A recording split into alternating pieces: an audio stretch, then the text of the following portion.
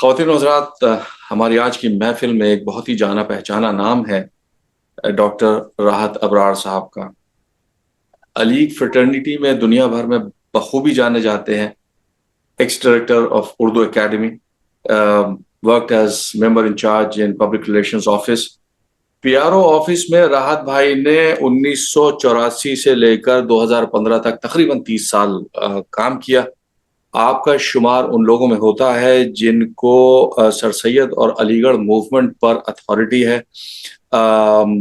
بے شمار پبلیکیشنز ہیں، تقریباً 25-26 سے زائد کتابوں کی فہرست میرے پاس ہے، جس میں سب سے نمایاں ان کی کتابیں ہیں جہان Aligarh, sir Syed's legacy on pluralism and composite culture, Sir Syed Ahmad Khan's writings on 1857 revolt, chronological history of AMU, etc. etc. تقریباً 27 کتابوں کی فہرست میرے پاس ہے۔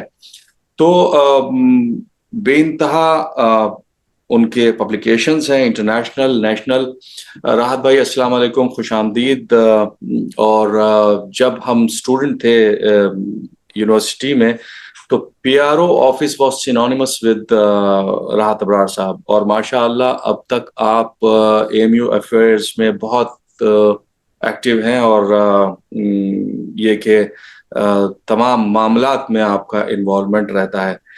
تو راحت بھائی، آپ نے اتنے برس as public relations officer A M U میں کام کیا، تو what were your major challenges while working in the PRO office؟ وعلیکم السلام۔ سب سے پہلے تو میں یہ بتاؤں کہ علی گڑھ مسلم یونیورسٹی خود ایک بہت کمپوزٹ کلچر ہی نہیں بلکہ کلوز سوسائٹی ہے، تو یہاں چھوٹی چھوٹی چیزوں پر لوگوں کی نظر رہتی ہے، اور کیونکہ ایک مائنورٹی انسٹیٹیوشن کا ٹیگ ہے اس لیے بڑی مخالفتیں رہتی ہیں، اور مستقل ہر موقع پر چیلنجوں کا سامنا کرنا پڑتا ہے۔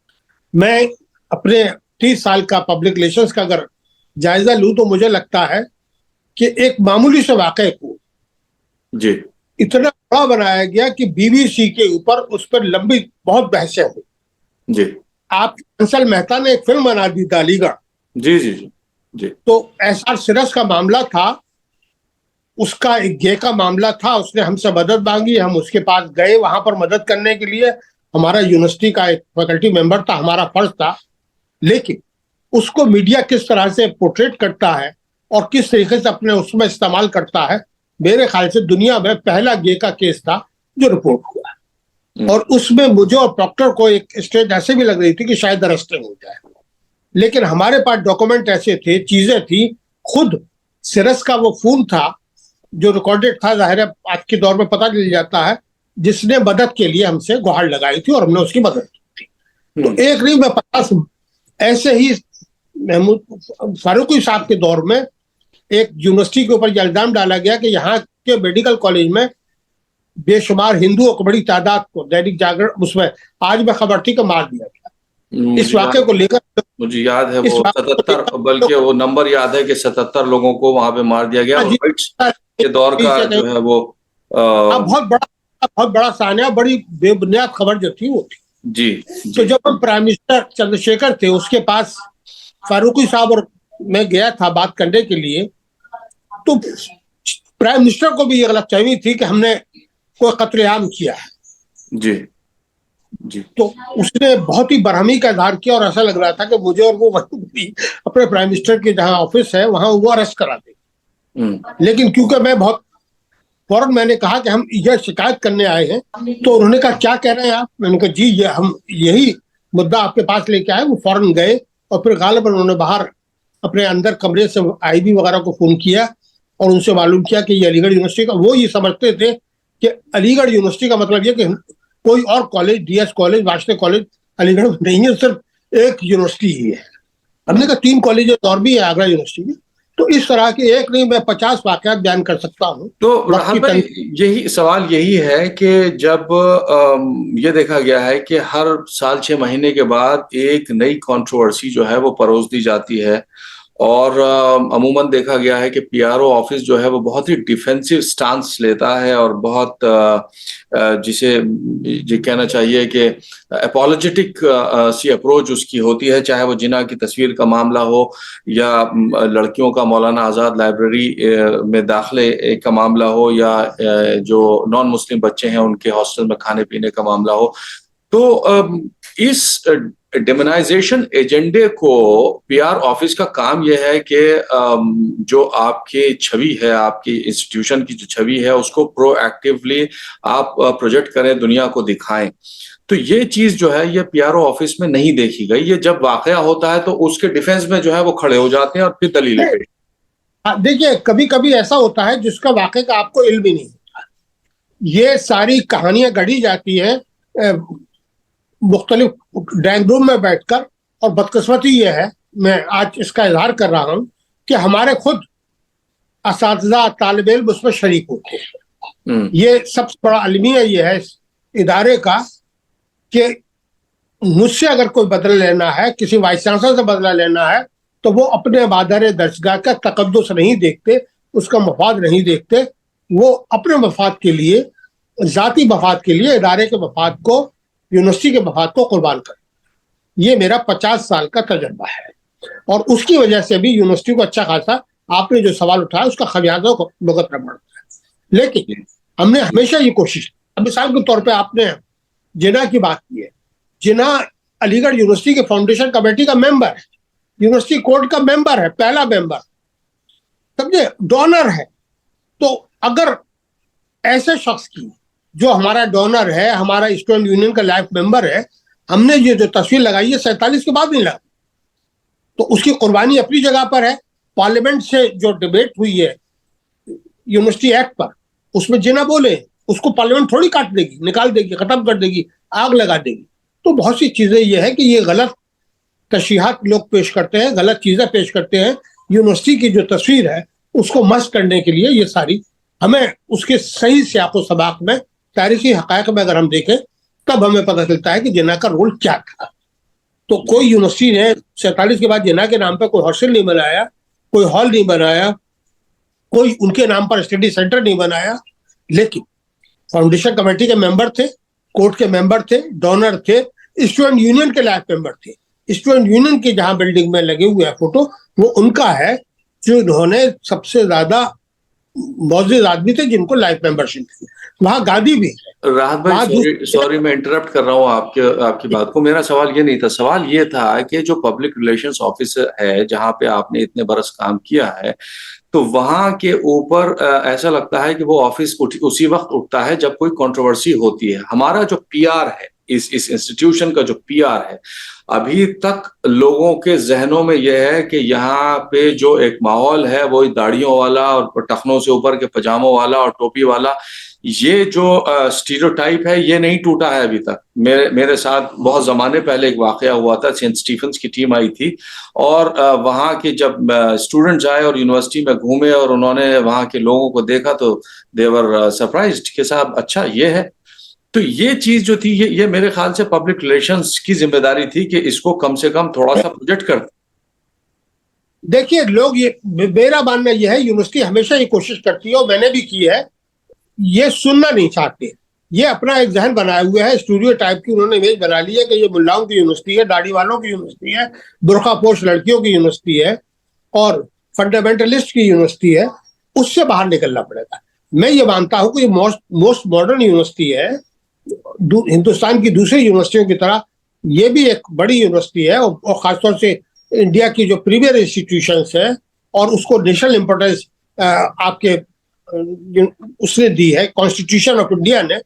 تو اس کی اہمیت کو ہمیں تسلیم کرنا چاہیے. ہم وہ تسلیم کرتے نہیں ہیں اور غلط اور خرافاتوں میں لگ جاتے ہیں. اور ہم نے ہمیشہ یہ کوشش کی کہ اب مثال کے طور پہ آر ایس ایس کے آرگنائزر کے چیف تھے جب میں اسٹوڈنٹ، ان کو بلایا، اور وہ جب سلیمان ہال میں گئے، قبروں میں گئے، ہم نے کہا ہم کچھ نہیں، آپ لڑکوں سے بات چیت کیجیے، جہاں ہندو لڑکے ہیں ان سے بات چیت کیجیے. اب وہ بڑے متاثر ہوئے، انہوں نے اپنا ایڈیٹوریل بھی لکھا. تو ایسا نہیں ہے، مختلف موقعوں پر لوگ بلاتے ہیں. خود سر سید کے ہمارے سامنے جو روایت ہے، یہ میں بات مانتا ہوں آپ کی، کہ آج کے دور میں مسلمان جو ہے وہ حاشیے پر آ گیا ہے. اور جو مسلمانوں کی امیج ہے اس وقت ہندوستان میں وہ بہت خراب ہے. اس کی وجہ ایک تو خود لوگوں نے پیدا کی ہے, دوسرا یہ کہ ہم نے اس طرف کام نہیں کیا. مثال کے طور پر سر سید جب بنارس میں تھی تو دیانند سرسوتی جو آریہ سماج کے بانی ہیں وہ تشریف لائے. ان کا مقصد یہ تھا کہ الہ آباد اور بنارس میں اگر ہم نے آریہ سماج کی تحریک کو پھیلا دیا تو ہم پوری دنیا میں فتح کر سکتے. وہ اس وقت سناتن دھرم کے مرکز تھی. سر سید کو یہ پتا چلا کہ ایک شخص آتا ہے, اس کو مارا جاتا ہے, پیٹا جاتا ہے اور زبردستی اس کو ریل میں بٹھا کے بھگا دیا جاتا ہے. سر سید نے اس کو اپنے گھر بلایا اور ویدوں کے پاٹ پڑھائے اور ان لوگوں کو بدو کیا جو دیانند سرسوتی کو مارتے تھے, پیٹتے تھے. تو پورے واقعات موجود ہیں. اور وہ پھر سر سید سے اتنے متاثر ہوئے کہ جب علی گڑھ آتے تھے تو سر سید کے گھر پہ بھی آتے تھے, سر سید سے معاملات بھی رکھتے تھے, اور ان کی آٹو بایوگرافی جو ہے اس میں سر سید کو مہارشا لفظ استعمال کیا ہے ہر جگہ, مہارشا سید. تو سر سید نے دروازہ کھولا. دوسرا میں ایک واقعہ اور بیان کرتا ہوں. سر سید مراد آباد میں تھی, بڑا زبردست قحط پڑا اور سر سید اس میں لوگوں کی مدد کر رہے تھے. راجہ جیکسن داس جو مراد آباد کے رہنے والے تھے وہاں سے گزرے, انہوں نے دیکھا کہ یہ بوڑھا آدمی, داڑھی والا آدمی کیا کر رہا ہے, کیا ہندوؤں کو مسلمان بنا رہا ہے, کیا اپنے مذہب کی تبلیغ کر رہا ہے. جب انہوں نے دیکھا کہ اس میں سب لوگ شامل ہیں, ہندو, مسلمان اور دوسرے فرقے, تو بڑے متاثر ہوئے. اور اس کا اثر یہ ہوا کہ سر سید سے زندگی بھر دوستی رہی. اور سر سید نے اس کا حق یہ ادا کیا کہ جب اپنے پوتے کی سالگرہ ہوئی تو ہمیشہ بسم اللہ کی رسم جو ہے وہ کسی عالم کے ذریعے ہوتی ہے. سر سید نے وہ راجہ جیکسن داس کی گود میں ان کو بٹھایا تاکہ ایک میسج سر سید دینا چاہتے تھے. آج ہمارے ہاں وہ میسج دینے والے نہیں ہیں اور مسلمانوں میں دلال بہت پیدا ہو گئے. وہ بی جے پی میں ہوں, آر ایس ایس میں ہوں, ادھر ہو. بڑی بدقسمتی یہ ہے, اور ہم نے صحیح طریقے سے اپنی میجورٹی کمیونٹی سے انٹریکٹ نہیں کیا ہے. وہ بھی بہت سی یہی راحت بھائی میرا سوال ہے کہ سر سید کو آپ نے بہت پڑھا ہے, ان پر بہت لکھا ہے, اور آپ نے یہ جو چیزیں بتائی ہیں ظاہر ہے کہ وہ ان کی شخصیت کے وہ انچھوئے پہلو ہیں جو کہ لوگوں کو نہیں پتا ہے. تو اس طرح کی جو چیزیں ہیں جو کہ آپ یہ دیکھیے دنیا بھر میں سر سید ڈے ایک منایا جاتا ہے, اس میں بڑی گھسی پٹی تقریریں پیش کی جاتی ہیں, اور اس کے علاوہ کوئی بھی سبسٹنس, کوئی بھی چیز کنسٹرکٹیو بہت کم, آئی مین ایکسیپشنز ہیں اس میں, لیکن بہت کم جو ہے وہ کیا جاتا ہے.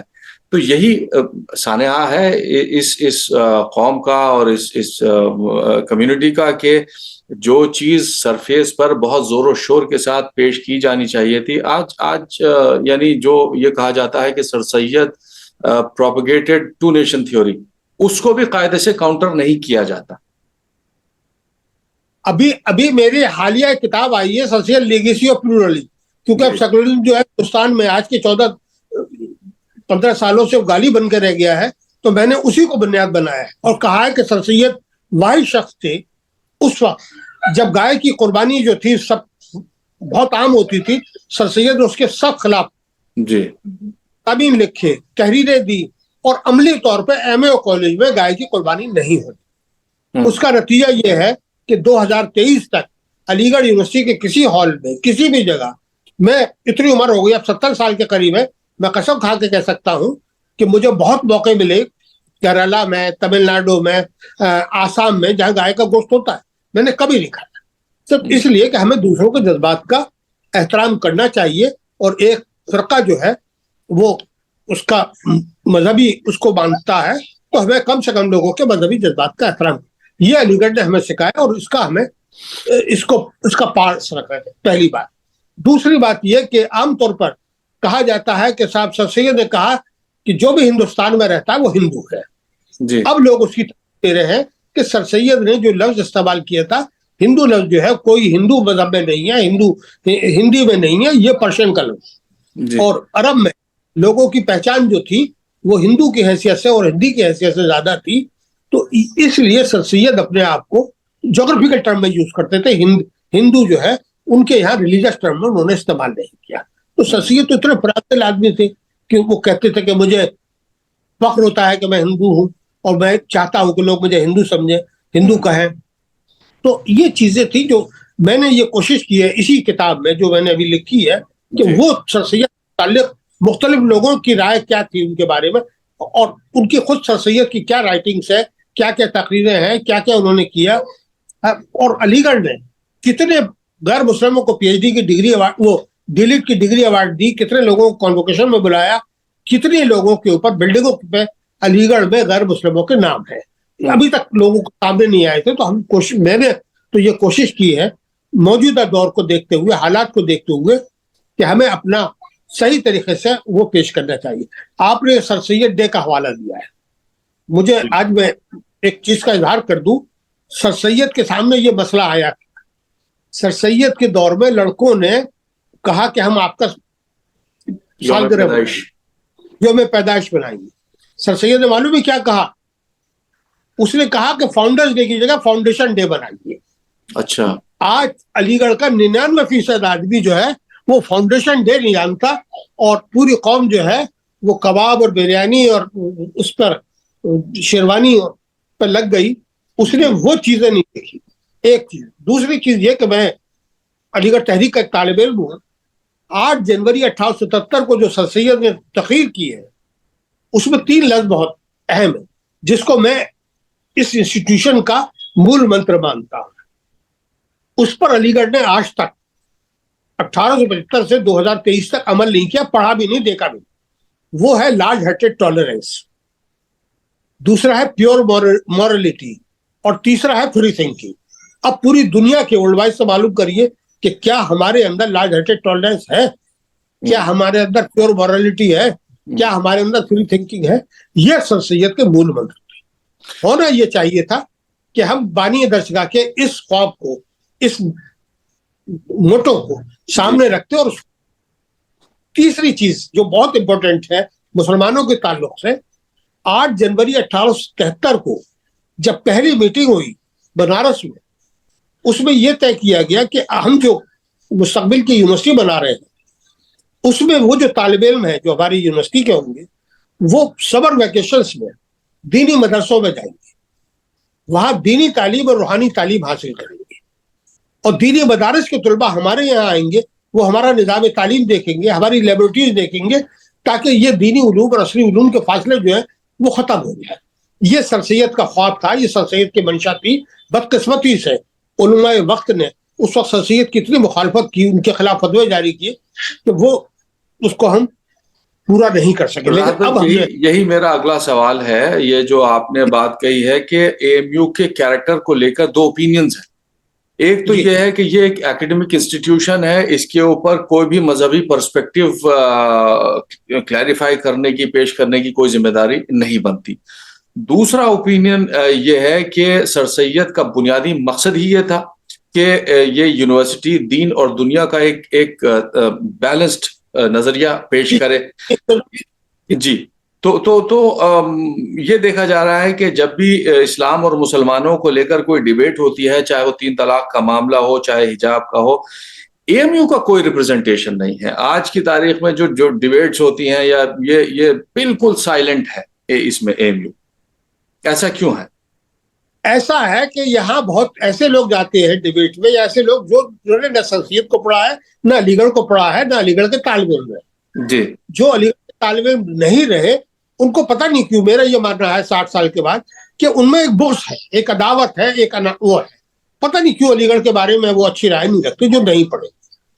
اور جو پڑھے ہوئے ہیں اس میں ایک ایسا طبقہ بھی ہے جس نے سر سید کو نہیں پڑھا، علی گڑھ تحریک کو نہیں پڑھا، اور اسے اگر آج کی تاریخ میں یہ پوچھے کہ آپ محسن الملک ایم ایم ہال میں رہتے ہیں، محسن الملک کی کیا خصوصیات تھی، کہاں کے رہنے والے تھے، کہتے، تو یہ ہم نے یہ جو بدقسمتی یہ ہوئی ہے اس دوران میں کہ ہم نے صرف ایک تعلیمی ادارہ بنا کے اس کو چھوڑ دیا۔ وہ جو تحریک تھا، تحریک ہوتی ہے رواں دوا رہنے کا، وہ اس کی تحریک جو تھی وہ میرے حساب سے آج کی دور میں ختم ہوتی جا رہی۔ ایک چیز۔ دوسری میں ایز اے اولڈ بھائی یہ کہہ سکتا ہوں، بہت کھل کے کہہ سکتا ہوں کہ ایک چیز ہمارے دور میں کسی حد تک تھی، ایک تھی سینس آف بلانگنگ اور سینس آف پارٹیسپیشن، کہ احساس شراکت ہمارے اندر تھی، احساس اشتراکیت تھی ہمارے اندر۔ وہ جو مادہ تھا وہ ختم ہو گیا۔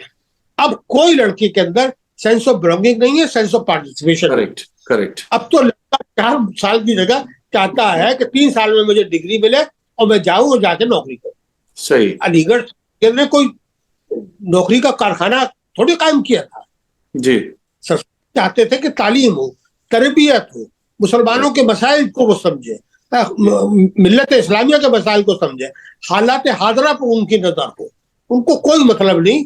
ज्यादातर अब एक नई चीज और ट्रेंड हो गई है कि अगर आप शमशाद में जाए और इधर जोधपुर में जाए तो आपको सड़क पे गाड़ी नहीं निकाल सकते। ढाबे इतने हो गए, इतने लड़के, मोटरसाइकिलें हो गई है। हमारे दौर में एक बड़ी चीज थी कि कहीं पर भी उसका इस्तेमाल गाड़ियों का नहीं होता था, साइकिलों का होता था, बहुत कम, वो भी किराए पे मिलती थी जी। वो भी किराए पे मिलती थी। आज वो किराए की साइकिलें सब गायब हो गई, रिक्शा सब गायब हो गए। अब स्कूटर और कारें नहीं जो है हाँ, आपको, देखिए ये तो दौर की तब्दीली है और इसमें साइकिलों मोटरसाइकिलों का या गाड़ियों का, लेकिन लेकिन जो हमारी स्कूल थी इनके था, इस्तेमाल की एक एथिक्स होती है इनकी। जो अब ये थोड़ी होता है कि वो मोटरसाइकिलों को जो है रेसिंग ग्राउंड बना दिया जाए। वहां पे अक्सर देखा गया है कि यूनिवर्सिटी रोड के ऊपर जो है बाकायदी से स्पीडिंग होती है और हादसात होते हैं। अच्छा, यही चीज, ये जो आपने भी बात करी है कि यहाँ के ऊपर इस बात को आप एडमिट कर रहे हैं कि जो हमारा एक कैरेक्टर था जिसमें एक दीनी पर्सपेक्टिव पेश करना था, वो बहुत पीछे रह गया। हमने इसको एक प्योरली एकेडमिक इंस्टीट्यूशन मान लिया है। बड़े जोर शोर से कुरानिक स्टडीज का एक सेंटर बनाया गया के Nizami centre of Quranic studies, तो उसने मेरे ख्याल से इसको काम करते हुए काफी साल हो गए। तो उसने पिछले 50 सालों में आप ये देखिए कि एएमयू ने ये मौलाना सईद अकबर आबादी साहब या निजातुल्लाह सिद्दीकी साहब के स्टैचर के स्कॉलर्स जो हैं वो नहीं दिए दुनिया को, जिनकी तरफ आप यानी निगाह उठाकर देख सकते थे और इन मसाइल को एड्रेस कर सकते थे। तो ये मीडियोकर्स पैदा करने क्यों शुरू कर दिए एएमयू? वजह यह है कि जब टीचर आपके ऐसे होंगे तो तालिब इल्म भी ऐसे निकलेंगे। जी। टीचर जब आपके ऐसे अपॉइंट होंगे तो तालिब इल्म आप कहां से ले आएंगे? वही तालिब इल्म पैदा करेगा जो टीचर जिस तरह का होगा मीडियोकर। जी। आले और रशीद अहमद सिद्दीकी उर्दू अदब में बड़ा नाम था। सही बात। शायरी में शहरियार ने भी नाम पैदा किया। जी। हमने जल्दी को देखा है। जी। समझे? हमने वहीद अख्तर को देखा है। आज रशीद साहब ने एक जुमला कहा था कि अलीगढ़ का दूसरा नाम उर्दू है। बिल्कुल।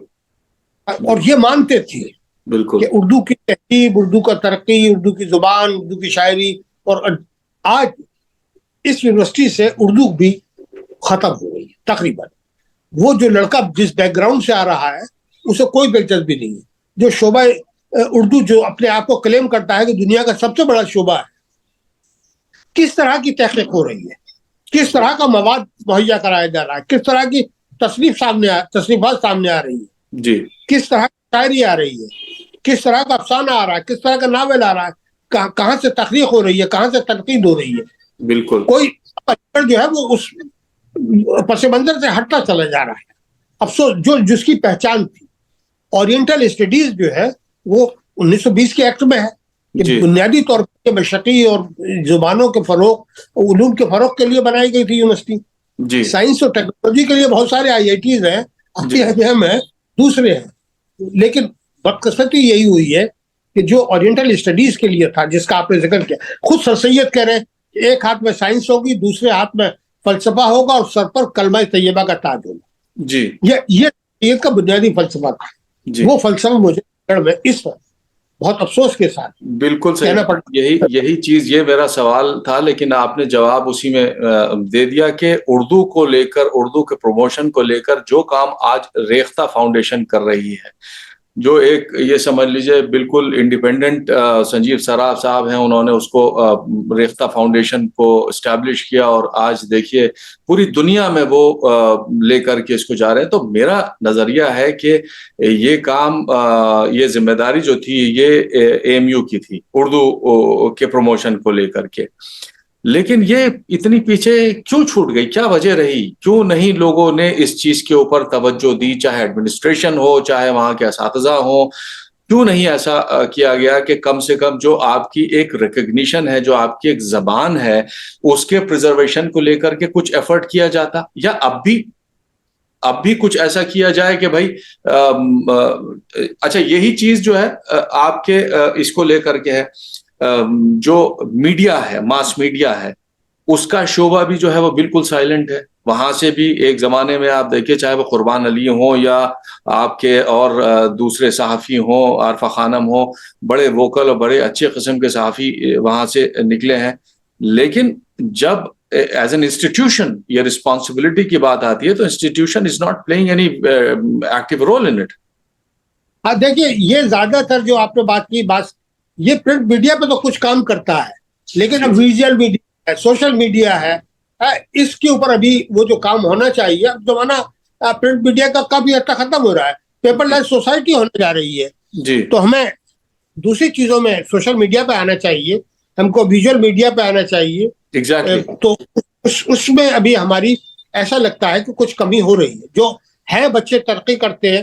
کل ہی میں وہاں ایک فنکشن میں گیا تھا، ایک بچے نے اپنی چائلڈہڈ پر جی کتاب لکھی ہے، بہت اچھی خاصی وہ ہے، جی علی گڑھ کا پڑھا ہوا ہے، وہ اچھی پبلیشن نے چھاپی ہے. تو ایسا نہیں ہے، لڑکے پیدا تو ہو رہے ہیں، لیکن آپ 100 کے 100 ایک سے ہو جائے نہیں تو ان کو پلیٹ فارم فراہم کیوں نہیں کیا جا رہا؟ ان کو پلیٹ فارم کیوں نہیں مل رہا؟ ارے وہ دیکھیں، جس کو کام کرنا ہوتا ہے وہ خود اپنی راہ ڈھونڈ لیتا ہے اور کام کرتا ہے. مجھے 5 سال اردو اکیڈمی کے ڈائریکٹر کے طور پر کام کرنے کا موقع ملا، اور پروفیسر کی حیثیت سے مجھے سب سے زیادہ افسوس اگر زندگی میں ہوا تو وہ ہوا کہ میں نے غلط جوائن کیا. بجائے کام کرنے کے لوگ 24 گھنٹے مخالفت، سازشیں، دنیا بھر کی چیزوں میں لگے رہتے ہیں. ان کو یہ کوئی دلچسپی نہیں ہے کہ راہت ابراہیم نے سر سید کے اوپر کیا کام کیا، کس طرح کی چیزوں کو اٹھایا، کیا کیا لکھتا ہے، کہ وہ پڑھتے ہی نہیں. وہ تو یہ ہے کہ یہ کیا ایک نان ٹیچنگ کا آدمی جو ہے وہ ٹیچنگ کی پوسٹ پر آ گیا. صرف یہ جلن اور یہ حسد. تو یہ جلن حسد نہیں ہونی چاہیے. سر سید نے تو دنیا کے بہترین لوگوں کو اکٹھا کیا، اور یہ کام پھر بعد میں ان کے پوتے راس مسعود نے کیا. ذاکر صاحب نے بھی یہ کام کسی حد تک کیا کہ باہر سے لوگ لائے اور یہ کیا. لیکن ہمارے یہاں اب جو لوگ جو ہے وہ بجائے اس کے کہ اپنی تحقیق میں کام کریں، اپنے سبجیکٹ میں کام کریں، اب اس چکر میں رہتے ہیں کہ پروموشن مل جائے، ڈین شپ، ڈائریکٹر شپ مل جائے، ڈی ایس ڈبلیو بن جائے، پی وی سی بن جائے، پروکٹر بن جائے. اس میں مزے ہیں، اس میں تفریح ہے، اس میں دوسری چیزیں ہیں. اور تعلیم سے، تحقیق سے، تدریس سے جس کے لیے یہ ادارہ بنا ہے اس میں ان کو کوئی دلچسپی نہیں ہے. معاف کیجیے مجھے، آج بڑے دل سے میں اس کو بات کر رہا ہوں اور اپنے کے بیچ میں کر رہا ہوں. تو یہ چیزیں سامنے آنی چاہیے، اور خود احتسابی کا عمل جو ہے وہ جاری ساری رہنا چاہیے، اس پر غور کرنا چاہیے. نہیں بالکل. کب تک ہم راحت بھائی، آپ سے گفتگو کرنے کا مقصد ہی یہ تھا کہ دیکھیے ہم نے بھی تمام عمر جو ہے وہ یہاں کا پرچم اٹھایا اور پرچم اٹھا کے چلتے رہے، اور ہمیشہ ایک جو اچھی تصویر تھی، خوبصورت تصویر تھی، وہ پیش کی.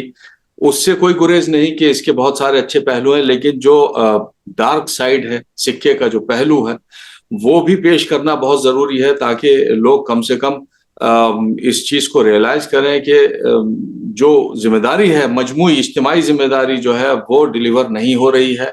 چاہے وہ اولڈ بوائز ہوں، چاہے وہ وہاں کے اسٹوڈنٹس ہوں، چاہے وہاں کے ٹیچرز ہوں. اور خدا خیر کرے اس ادارے کے مستقبل کو لے کر کے. تو میرا خیال یہ ہے جی کہ اولڈ بوائز کو اپنا رول پلے کرنا چاہیے. وہ یہاں آئیں، ہاسٹلوں میں جائیں، ہالوں میں جائیں، وہاں لوگوں کو سمجھائیں، بجھائیں، بتائیں. تو ان میں شاید نئی نسل کے اندر زیادہ جذبہ ہے، زیادہ چیزوں کو سمجھنے کی وہ ہے، تو پھر سے ایک ماحول جو ہے وہ بن سکتا ہے. راحت بھائی، اس کی کوشش ہوئی تھی، بہت سارے لوگوں نے کوشش کی تھی، شاید آپ کے علم میں ہو، لیکن اس کو یونیورسٹی انتظامیہ نے بہت اپریشیٹ نہیں کیا کہ لوگ وہ تو نہیں. جی پروموٹ کیسے کر لے گا؟ پروموٹ کیسے کر لے گا اس کا؟ کس ہال میں آپ کو جانا. ہمارے یہاں بدقسمت ہوئی ہے، جو میں محسوس کرتا ہوں، سب سے بڑی خوبی جو سسیر نے اپنائی وہ اقامتی نظام تھی، ریزیڈینشل سسٹم تھا. جی آج کی تاریخ میں علی گڑھ مسلم یونیورسٹی کا ریزیڈینشل سسٹم पूरी तरह से कोलैप्स कर गया है। ऐसे नापसंदीदा अनासिर उसमें रहते हैं जिनके बारे में मुझे बताते हुए भी शर्म आती है।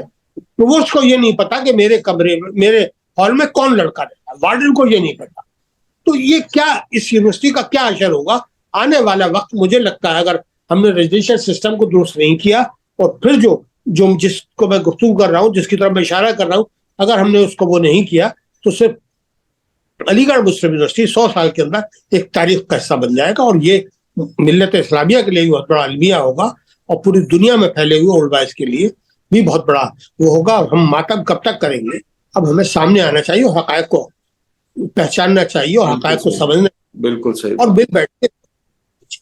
बहुत शुक्रिया राहत भाई, हार्ट टू हार्ट इस गुफ्तगू का। ये अब क्योंकि आपने सवाल किया आज मेरे भी कुछ, मैं एक बात बता दूं आपको सिर्फ जी कि आजकल ऑटोबायोग्राफी लिख रहा हूं जी, और जो मेरा दर्द है, जो दुख है या जो मेरा कर्ब है, जो मैंने महसूस किया है और किस किस वाइस चांसलर के साथ क्या क्या मामला हुए, वो सारी चीजें अल्हम्दुलिल्लाह ये बहुत दयानतदारी के साथ मैं कोशिश करूंगा कि वो आ जाए कम से कम अलीगढ़ बरादरी में जो autobiography. Looking forward to it राहत भाई, ने ख्वाहिशात आपके साथ के आप कि जल्द से जल्द ये किताब पूरी हो और हमें पढ़ने के लिए मिले, और इस दुआ के साथ कि अल्लाह ताला खैर करे इस इदारे के ऊपर, इसलिए कि बड़े जज्बाती तौर पर दुनिया भर में लोग इसके साथ जुड़े हुए हैं। बस यही दुआ कर सकते हैं और जो कुछ हमारे हिस्से की कोशिशें हैं वो हमें करते रहनी चाहिए।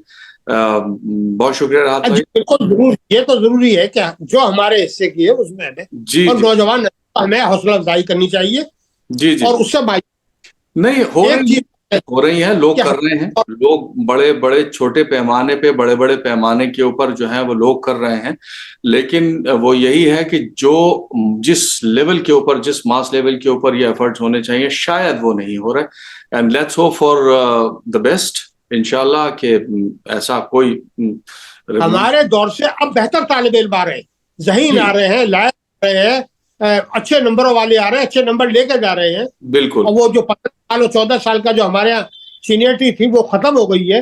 अब 5 साल 6 साल ज्यादा लड़का रहना ही नहीं चाहता इंस्टीट्यूशन में, ये अच्छी बात है।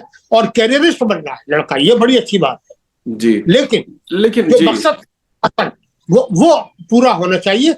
जरा सी मेहनत अगर हम करें तो वो भी हम टारगेट हासिल कर सकते। जो फ्लैग बेयरर है इस इंस्टीट्यूशन का, वो सेंस ऑफ बिलोंगिंग भी वो लेके निकलना चाहिए, जो हम लोग लेके निकले थे, अपने इंस्टीट्यूशन से कनेक्टेड रहे और उसका जो परचम है वो हमेशा बुलंद करते रहे। वो चीज भी बहुत इंपॉर्टेंट है कि वो उनके अंदर क्रिएट की जाए। वो मिसिंग है, वो पूरा वो ताकि वो एम्बेसडर्स बने पूरी दुनिया में इस इंस्टीट्यूशन के।